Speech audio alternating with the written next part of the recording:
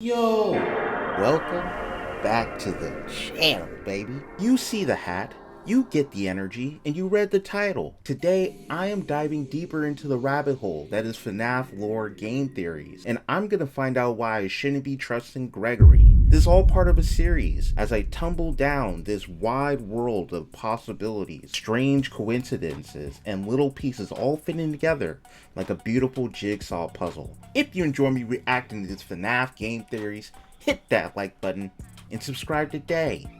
Joining at Aliens. There'll be another video out later, and guess what it is? It's a reaction to the next episode of Hell of a Boss. So stay tuned and keep those notifications close. I'm excited to go ahead and get started, so without further ado, let's go ahead and get into it. After years of waiting, Five Nights at Freddy's security breach has finally launched, and with it, we now have a whole load of mysteries to discuss. What's the deal with the Vanny therapy tapes? Why is this room from Sister location in the Pizzaplex? Who is the best animatronic, and why is it Music Man? There are a lot of things to solve in this massive game, as lore hides behind every pirate poster and inside every arcade cabinet. But the theory I have today goes to the heart of this game, addressing the one character that we spend a lot of time with, but don't actually see all that much. And that's our main character of Security Breach, Gregory. Yep, in a franchise full of dead kids, I want to focus on the first ever living child we've seen in the main story of the games. Except for in the Fruity Maze minigame, but we all know that she ends up dead. Who is Gregory? What is Gregory? And why is he such a cold-hearted savage to Roxy and the rest of the animatronic gang? I'm so mad that you're driving without my permission! Oh my gosh! Gregory is brutal! My friends, the answers to those questions will recontextualize everything that you thought you knew about this series. So let's begin. If you haven't played through the game and you haven't finished the game, I advise you to go back and watch the story. I did a video yesterday that had all the endings explained to the story. It was well summarized. You can watch that. You want to get caught up on the story because I'm sure this video is going to explore the ending. You don't want to spoil it for yourself. It's very convoluted. There's many different twists, and all this stuff is supposed to tie together. So definitely don't want to miss any parts.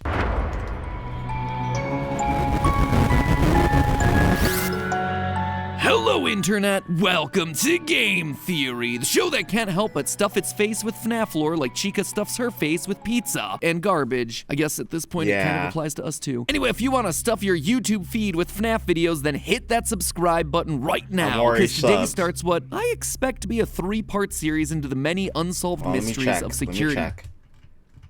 Yeah, I'm already subbed. Let me hit that like button. Breach. I mean, on the surface, the game seems pretty self-explanatory, right? Survive being trapped in a mall for one night. Looks like the new team forgot to read the title of the franchise. But that's nothing. That's easy. Once you start looking into secret rooms, secret tapes, secret endings, secret minigames, and actually bother to read all the emails and item descriptions, you learn that there is a lot more here. Stuff that looks both backwards at the series that came before and forwards into what is coming next. Stuff that, quite frankly, I'm still working on piecing together. This is a big game with lots of places to hide things. But today, I want to focus on a mystery that I do feel like I have a pretty solid handle on. The relationship between Gregory and Glamrock Freddy. What's the deal with this random kid, and why is a killer animatronic suddenly trying to help him? Like seriously, the game kicks off with this incredible cutscene. Everyone is living their best 80s-tastic lives on stage before Freddy suddenly glitches out and smash cut to Gregory just being there, I guess. It is one of the weirdest, most jarring intros to a game ever. And then from that point forward, we're just expected to assume that everything is perfectly normal, no explanations necessary. So I'm here to give you that explanation, because I strongly suspect that this boy is not a boy, and this robot is not a robot, and that the story of their relationship is one that's trying to make amends for one of the earliest and most pivotal points from this entire franchise. Alright, let me tell y'all something. If you weren't in the premiere for last night that I did for the lore, then you wouldn't know that I kind of stumbled upon this too, because I was watching it back and we were in the premiere and I was talking with, I think, Eric. He brought up, why is it that Gregory glitches when Vanny's around? And I didn't really think about that. But when you really sit there and think, you're like, wait, why is he glitching? He shouldn't be affected by Vanny. Is he being affected by the glitch too? If he's being affected, then maybe he's not human. And I didn't say it in chat. Instead, I kind of just let it be because I get where Eric was going with this. And he must have maybe watched this or maybe he came to that conclusion on his own. I don't know. But it totally makes sense now. It's all clicking. To begin, let's establish what we do know about Gregory in order to piece together the rest. So, what does the game offer us in terms of his backstory? Nothing. First and foremost, we know that he's pretty much off the radar. At the start of the game, Freddy does a quick scan only to realize your guest profile is unknown to me. Similarly, when security guard Vanessa is chatting it up with Freddy, we hear this part of their conversation. That is great news. He can be returned to his parents. He can't. Turns out, there's no record of him. Clearly, Gregory is not a guest at the Pizzaplex. It also seems like he has nowhere else to go. In the game's bad ending, unlocked by just leaving the building at 6 a.m., we see Gregory winding up in an alleyway sleeping in a cardboard box. He appears to be homeless. He's an orphan. This then explains a few other things that we see around the Pizzaplex. In a couple of hidden locations around the building, we find little dens that are filled with drawings, plushies, and beds. The most notable one being the one behind the daycare center. Gregory seems to be living inside the Pizzaplex, which would explain his lack of a guest pass. We can't even be sure that his name is Gregory. In the game's opening scene, Gregory has no issues speaking to Freddy. Will you shut up? Who said that? I did. However, once Freddy asks him for his name, he stutters.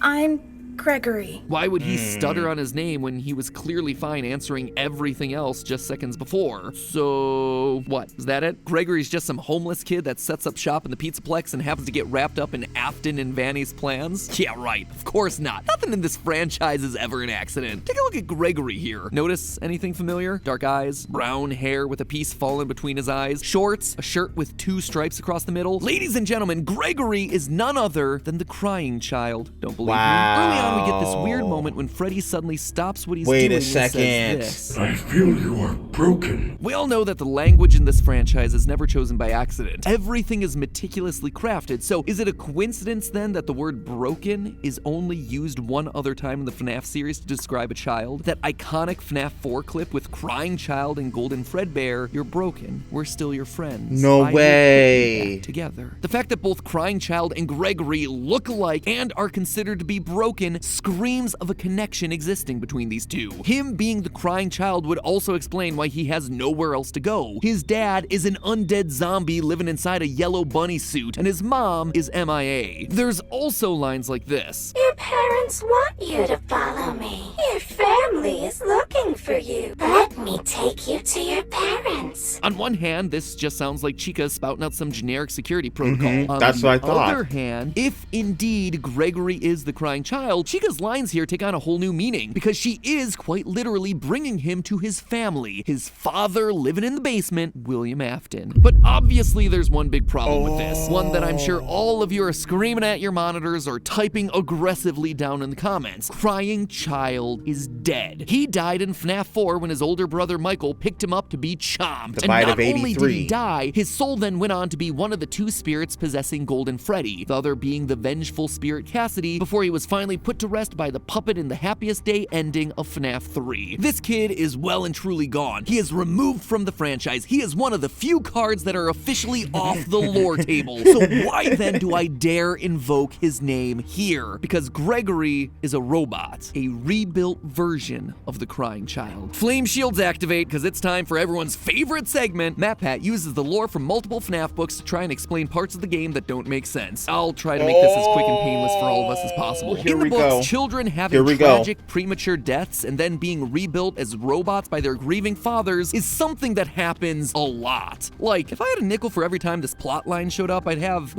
like 3 nickels, which isn't a lot, but it's weird that it happened 3 times. In the original novel trilogy, the whole big twist of that was that Charlie, daughter of Henry Emily, died as a kid, and that her father put her back together by building robotic versions of her, each one representing a different stage of her growing up development. Then again, in Fazbear Frights, we have the character of Eleanor, who is strongly implied to have been built as a replacement daughter, as well as Dr. Telbert, who developed Remnant as a way to preserve his sick and dying daughter. And all of this is without me even going into the numerous stories where children get swapped out for robots and or Fazgoo, which once it has your Fazgoo. DNA basically creates a clone of you. If that's the future of the franchise.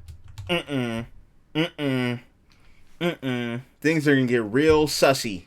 That's that's like Among Us territory right there.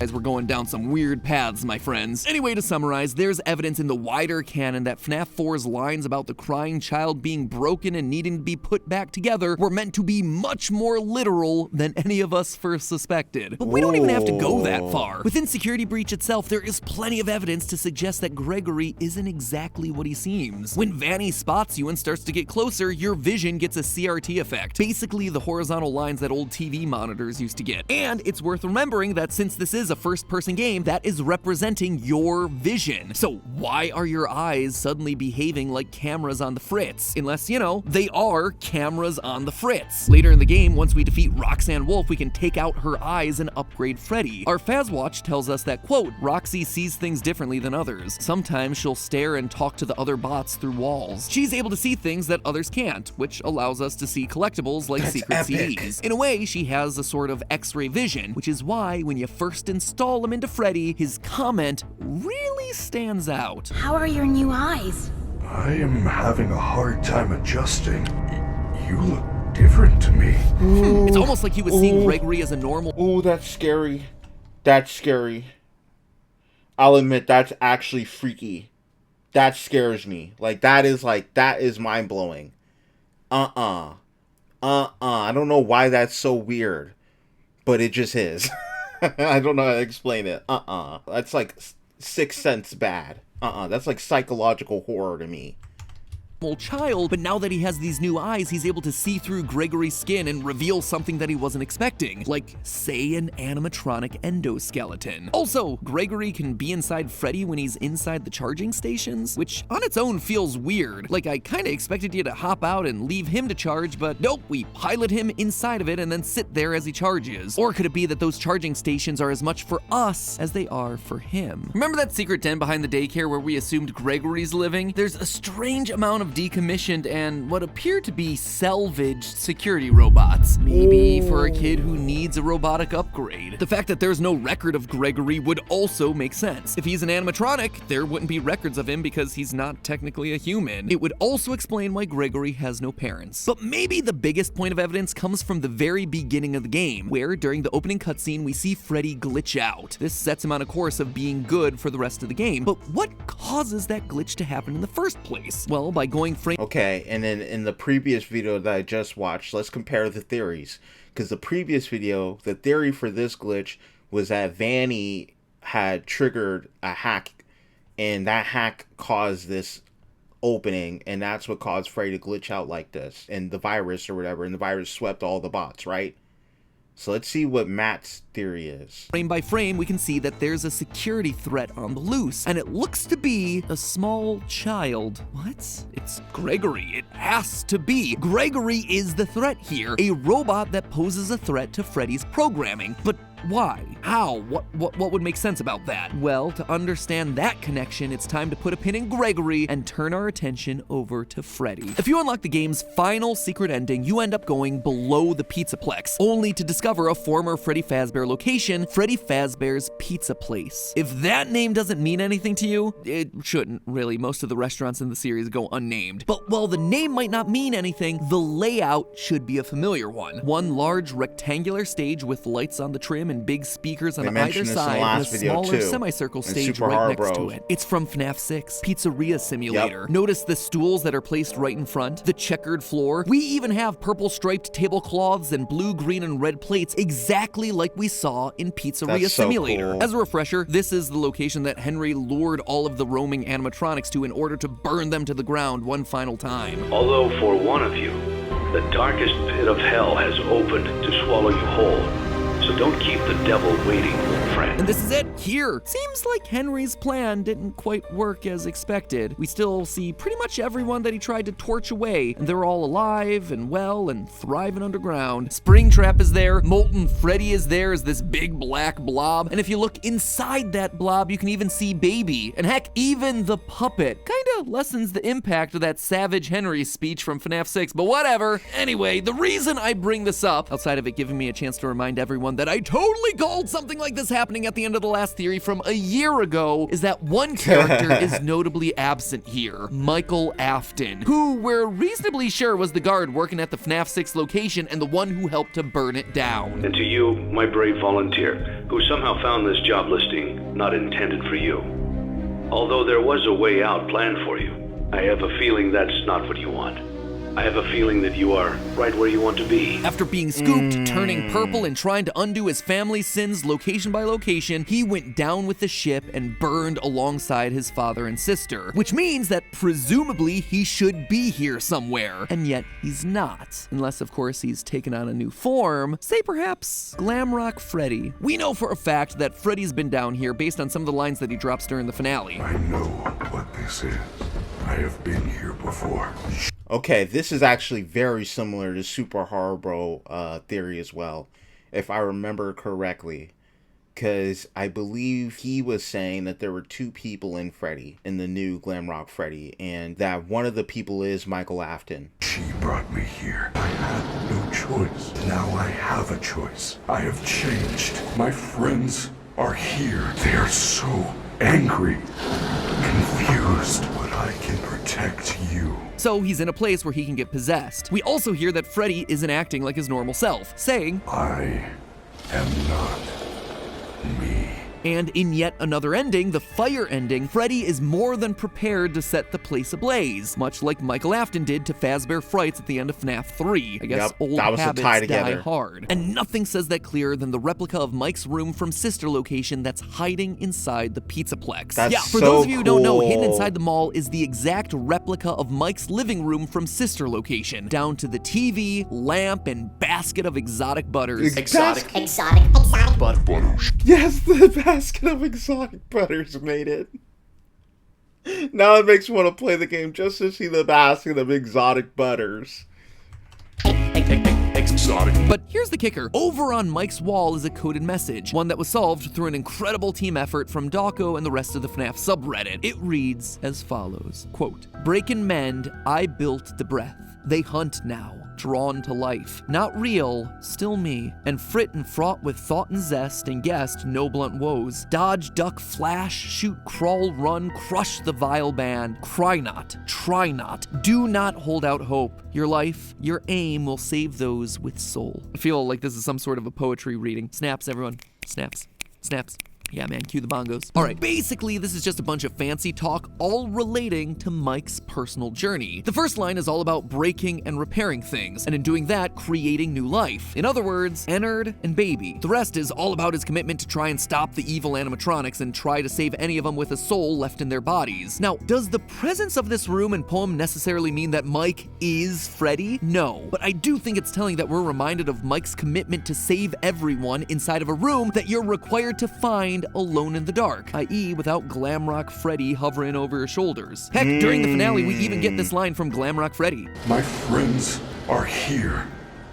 They are so angry, confused. He's talking about Molten Freddy, the spirits trapped inside of the blob. It's very possible that those were indeed his friends captured and killed back in the day. Maybe William himself struck back against the kids that had bullied his youngest son, and now some of their spirits are trapped below the surface as part of the blob in this abandoned restaurant. Or maybe that's why Gregory is so brutal to all of these animatronics at the end of each boss battle. They killed him back in 1983, and now it's his turn to show the bullies no mercy by launching a go-kart at their face and ripping out their eyeballs. And meanwhile, Freddy is sad because they are quite literally his friends from when they were alive. But to me, honestly, the biggest connection points between Mike and Glamrock Freddy are thematic. Their narrative. Mike has been moving to location after location to try and undo his father's horrible work. This would just be a continuation of that story, as both Aftons return post-fire. And more importantly, it also completes the arc of the crying child and his older brother. Since accidentally killing his brother in FNAF 4, Michael's been trying to make amends. This would be quite literally their grand reunion. An older brother finally able to protect and defend his younger sibling in a way that he failed to earlier in their lives. This is also why Freddy's programming would glitch out after he encounters Gregory in the opening cutscene. The soul of Mike, buried deep in Freddy's code, comes through upon sensing his brother again. It hotwires the system so that Michael Afton, in the body of Freddy, can defend his kid brother. And the Afton story doesn't stop there either. In part of the Pizzaplex, we find a family dinner scene made up of decommissioned staff Okay, robots. A here we go. father, a mother that kind of looks like Ballora, a daughter with rosy cheeks and orange pigtails, a son, and one with its head missing. The child whose head was bitten off in 1983. This is very clearly the Afton family. My mind is so blown. And remember, if anybody was watching me play, remember I really was staring at this section and I was looking at it, I was like, I know that this has something, like this is important, because there are a bunch of sticky notes all over the place for some reason. There is no doubt about that. The story continues in this game. In fact, I expect that's why the Save Vanny ending here is so important. If you manage to find and complete all the Princess Quest arcade cabinets hidden throughout the Pizzaplex, you get an ending where we are able to save Vanny from the control of Glitch Trap. This is something that we predicted would be possible literally a year ago in a theory, but I bring this up not to pat myself on the back, but rather to call out the final moment of this ending, where we see Gregory, Freddy, and Vanny all sitting together on a hill. A hill that I should point out is oddly reminiscent of the FNAF 6 Gravestone Hill. It feels meaningful, like all these characters have some sort of history. Why would Vanny be there otherwise? Unless this is meant to be the crying child, Michael, and maybe even Elizabeth, the Afton children, the three kids who literally had their lives stolen by the evil deeds of their father, finally reunited, finally able to share a moment of peace on this hill. After all, Vanessa does have green eyes and blonde hair, just like someone else that we know from the series, but that's probably a theory that's best saved for another day. Long story short here, Gregory isn't just any kid. He's not just the crying child either. He's the rebuilt version of the crying child, an animatronic designed to fill the void left by the death of Afton's youngest son, literally put back together piece by piece. And Mike, meanwhile, is also back, glammed out this time, continuing to make amends for his past by reuniting with the brother that he accidentally killed as a kid and protecting him in a way that he never could before. Which... Alright, hold on. Y'all already know. This is actually insane. We've just went a whole new layer. Like, we literally just went a whole new layer into the theories. I don't know how many more layers we can go. The kid's not even a kid. The kid's a freaking robot, and it's not even really a robot. It's more like a robot with the soul of a freaking human child.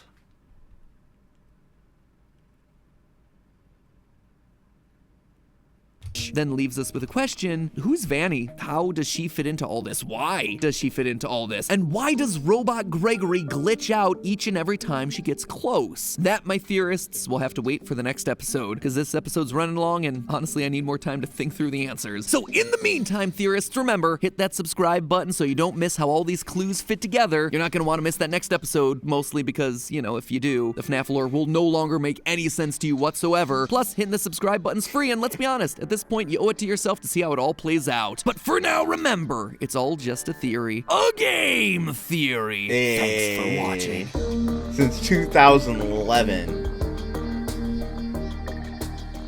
I am really enjoying my journey diving deeper into the world of FNAF and trying to understand the lore through these theories. Because more and more I am finding myself just baffled by the amount of detail that was put into everything and things that can easily be overlooked or misinterpreted or just interpreted in a different way based on the way that, you know, it's viewed and which YouTuber or creator is covering the topic. I'm absolutely enjoying this series. Let me know what you think of this series of me reacting to FNAF lore in the comments section below.